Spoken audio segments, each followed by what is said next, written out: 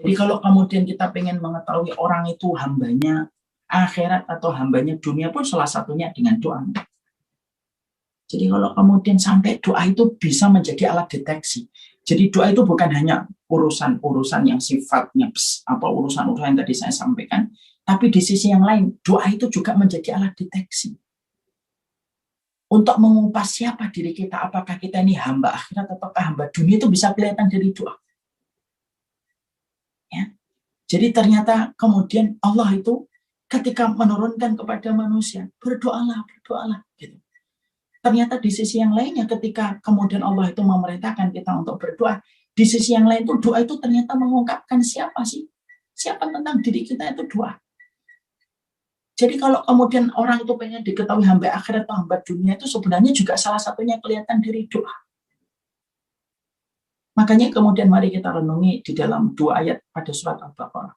Wa minhum may yaqulu rabbana atina fid dunya hasanah wa fil akhirati hasanah wa qina adzabannar. Sebelum ayat itu, ayat yang 200 ini salah urutannya. Wa minhum may yaqulu rabbana atina fid dunya hasanah wa fil akhirati hasanah. Wa minhum may yaqulu rabbana atina fid dunya hasanah wa fil akhirati. Ini salahnya. Saya maaf ini salah. Wa minhum may yaqulu rabbana atina fid dunya hasanah wa fil akhirati hasanah. Jadi ada orang yang beriman itu yang mereka itu berdoanya, berikanlah kami kebaikan di dunia dan berikanlah kami kebaikan di akhirat. Ada orang yang berdoa, berikanlah kami kebaikan di dunia dan dia tidak menyertakan permintaan dia di akhirat. Di dalam surat Al-Baqarah 200 dan 201.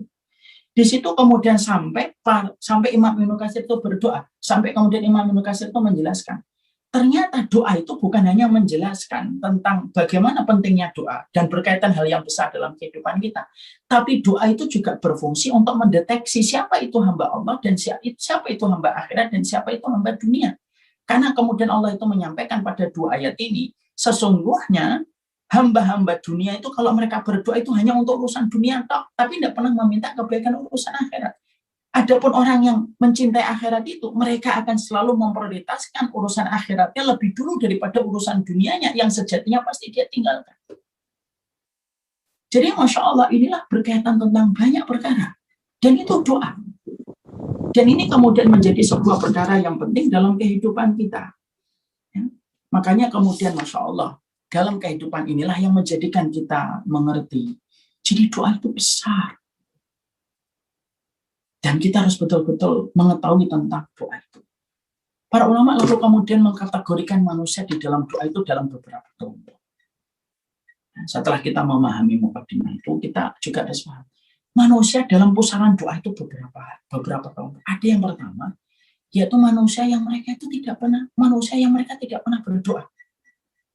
Mereka menganggap bahwasanya semua keberhasilan dalam hidup itu tidak ada hubungannya dengan doa, tapi hanya tergantung bagaimana kepandaian dan proses yang dia jalani. Mereka inilah manusia yang kemudian dikatakan sebagai manusia yang sombong, yang tidak pernah beribadah di dalam dia berdoa kepada Allah. Banyak manusia semacam ini, banyak orang-orang sekuler. Mereka nggak pernah berdoa. Mereka meyakini semua yang mereka lakukan dalam kehidupan itu tidak ada kaitannya dengan doa. Karena mereka meyakini bahwasanya semua hal, posisi yang mereka dapatkan dalam urusan dunia itu ya karena kepintaran mereka. Nggak pernah berdoa. Makanya kan sering, kadang-kadang kita lihat ya ada orang yang berdoanya setengah hati, berdoanya biasa, atau bahkan tidak pernah berdoa. Dan berapa banyak orang yang kecewa dalam doa, akhirnya tidak pernah berdoa. Saya pernah nyampaikan nggak kisah yang saya sering sampaikan itu. Bapak saya itu cerita tentang temannya beliau ketika mendapati anak yang pertama buta, yang kedua buta, yang ketiga buta, yang keempat buta. Setelah itu nggak mau berdoa. Bahkan beliau secara tidak langsung keluar dari agama Allah. Tidak mau sholat, tidak mau puasa. Ketika dia mengatakan, saya berdoa nggak berdoa itu nggak ada Allah kok. Akhirnya dia nggak berdoa. Orang yang tidak percaya agama nggak berdoa. Ada kelompok yang semacam ini. Dan semacam ini telah diberikan ancaman oleh Allah. Orang yang tidak pernah berdoa itu berarti secara tidak langsung dia tidak membutuhkan Allah. Dan Allah murka kepada manusia-manusia yang mereka seakan-akan tidak pernah merasa membutuhkan Allah. Tadi sekali lagi saya sampaikan. Sesungguhnya kemurkaan Allah itu bukan hanya kepada pezina, peminum khamr, tapi kemurkaan Allah itu berlaku pula kepada mereka yang tidak pernah menggandeng menggantungkan dan berdoa kepada. Ini manusia yang pertama. Yang kedua, ada kelompok manusia yang kedua, yaitu adalah manusia yang mereka berdoa tapi tidak sepenuh hati. Karena mereka tidak mengerti makna dari apa yang dia minta. Lalu menganggap bahwasanya doa itu hanya rutinitas semata. Jadi setiap ada imam membaca doa, dia ngangkat tangan, dia aminkan. Tapi kalau ditanya apa yang diucapkan oleh imam, saya tidak ngerti. Bahkan mereka terkadang menjadikan doa itu bercandaan, guyonan, lelucon. Ya? Makanya kemudian ada orang ngomong apa bahasa Arab, amin, amin, karena terbiasa menertawakan doa. Karena dia tidak paham doa. Dia tidak paham bahwasanya doa itu berkaitan hal yang besar dalam kehidupan mereka. Mereka tidak pernah tahu jalan keimanan itu berkaitan tentang doa. Mereka tidak pernah sadar bahwasanya 17 kali di dalam satu hari mereka itu berdoa ketika mengucapkan ihdinas siratal mustaqim.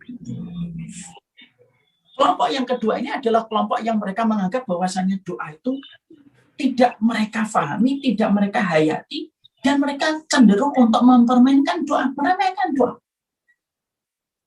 Dan orang-orang semacam ini pun akan mendapatkan perhitungan di hadapan Allah. Ada yang kedua. Ada kelompok yang ketiga. Kelompok yang kemudian mereka itu berdoa. Kemudian mereka sudah mengerti tentang kedudukan doa, tetapi mereka tidak menghayati setiap makna yang ada di dalam doa itu. Serta tidak memahami bagaimana fikihnya mereka di dalam berdoa. Ya akhirnya mereka tidak ngerti bagaimana doa yang benar, bagaimana tata cara kita di dalam berdoa, bagaimana artinya doa ini, kenapa ada doa Rabbana hablana min azwajina wa dzurriyyatina qurrata a'yun waj'alna lil muttaqina imama. Mereka tidak ngerti, mereka tidak tahu. Karena mereka tidak pernah memahami, menyelami setiap doa bagaimana maknanya. Siapa yang mengucapkan doa itu, apa maknanya, apa konsekuensi dari doa itu, tidak pernah mereka sadari. Ada yang ketiga, mereka juga tidak pernah memahami fikihnya dalam berdoa. Akhirnya banyak sekali ketika mereka berdoa, doa-doa yang mereka panjatkan itu tidak sesuai dengan apa yang diajarkan oleh Rasulullah SAW. Selain dari itu pula, karena mereka tidak paham doanya, bagaimana Allah akan mengabulkan permohonan dirimu, padahal dirimu tidak mengerti apa yang kamu minta kepada Allah. Berapa banyak orang yang mengucapkan doa Rabbi auzi'ni an asykura nikmataka allati, tapi dia tidak tahu maknanya apa. Dia tidak tahu bahwasanya doa itu diucapkan oleh siapa, bagaimana referensinya, bagaimana backgroundnya, dia tidak pernah tahu, dia tidak pernah ngerti. Maka kemudian itu ada kelompok yang ketiga. Fikihnya dia tidak tahu, padahal doa itu tergantung sama fikihnya pula. Kalau kemudian kita berdoa lalu tidak mengerti fikihnya, itu sama dengan mengajukan proposal, tapi proposalnya itu dibuat tidak sesuai dengan standar proposal ketika dibuat. Akhirnya apa? Pihak yang diminta menjadi objek dari proposal itu tidak bisa memberikan bantuan karena proposalnya itu dibuat tidak sesuai dengan aturan. Berapa banyak orang yang berdoa tetapi justru doanya tidak pernah menembus langit, tidak pernah diterima oleh Allah karena dia tidak mengerti bagaimana fikirnya dan dia tidak mengerti maknanya. Makanya disinilah kita paham khusyuk itu bukan hanya masalah sholat, tapi khusyuk itu dalam masalah doa. Makanya sampai Rasulullah SAW kemudian mengatakan, Ud'ullaha wa antum muqinuna bil ijabah. Berdoalah kamu kepada Allah dengan kamu yakin bahwasanya doa itu akan dikabulkan oleh Allah. Gimana kita bisa yakin akan dikabulkan oleh Allah kalau kita tidak menyelami doa yang kita ucapkan? Ada kelompok yang ketiga, yang mereka semacam ini. Mereka tidak mengerti apa yang saya ucapkan ini. Ya. Makanya akhirnya apa? Kemudian yang semacam ini pun sulit untuk diterima oleh Allah. Ada yang keempat, dia paham, dia selami, dia bedah setiap makna yang ada di dalam doa itu, dia kaji bagaimana doa itu diucapkan oleh siapa yang mengucapkan doa itu, maknanya bagaimana. Setelah dia paham referensinya, dia menghayati ketika doa itu dipanjatkan olehnya, maka doa-doa inilah yang akan nyaring di sisi Allah. Dan ini kelompok yang keempat. Nah, tentunya inilah yang menjadi alasan kenapa saya menulis buku A Letter to Allah ini, supaya kemudian memahami betul bahwasannya kita tidak ingin jadi kategori kelompok yang pertama, kedua, dan yang ketiga. Kita ingin betul bahwasannya doa itu surat cintanya kita kepada Allah. Doa itu merupakan sumber kebaikan besar dalam kehidupan kita, itu terletak bagaimana penghayatan kita kepada doa. setingkat bagaimana seorang Nabi Yunus di dalam perutnya ikan paus, di dalam kegelapan malam ditambah dengan kegelapan samudra yang tidak ada cahaya, itu pun ganasnya dalam samudra, dan ganasnya perut ikan paus itu bisa dilampaui dan bisa dikalahkan oleh doanya seorang Nabi Yunus. Padahal doanya singkat, tidak panjang. La ilaha illa anta subhanaka inni kuntu. Tapi doanya itu, berapa banyak doa yang diucapkan itu oleh kita, tapi juga masalah kita nggak selesai-selesai. Mungkin karena kita mengucapkan doa itu, kita tidak selami maknanya. Kita tidak pahami bagaimana mentadaburi doa itu. Sebagaimana ketika doa itu diucapkan Nabi Yunus, diselami maknanya, difahami, dihayati setiap syaraf dan darahnya Nabi Yunus, menyelami doa yang diucapkan oleh lisannya Nabi Yunus. Sampai ganasnya samudra, ganasnya ikan paus, dan ganasnya lautan, dan gelapnya malam itu, semua keganasan tiga perkara itu dilampaui oleh doa yang sudah dipanjatkan dengan sepenuh hati dan seyakin jiwa.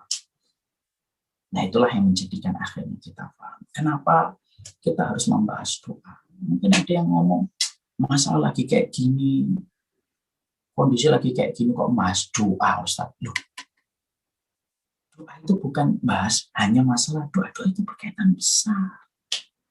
Bisa jadi masalah yang hari ini kita dapati dalam bermasyarakat itu ya karena doa-doa kita itu nggak ngalir.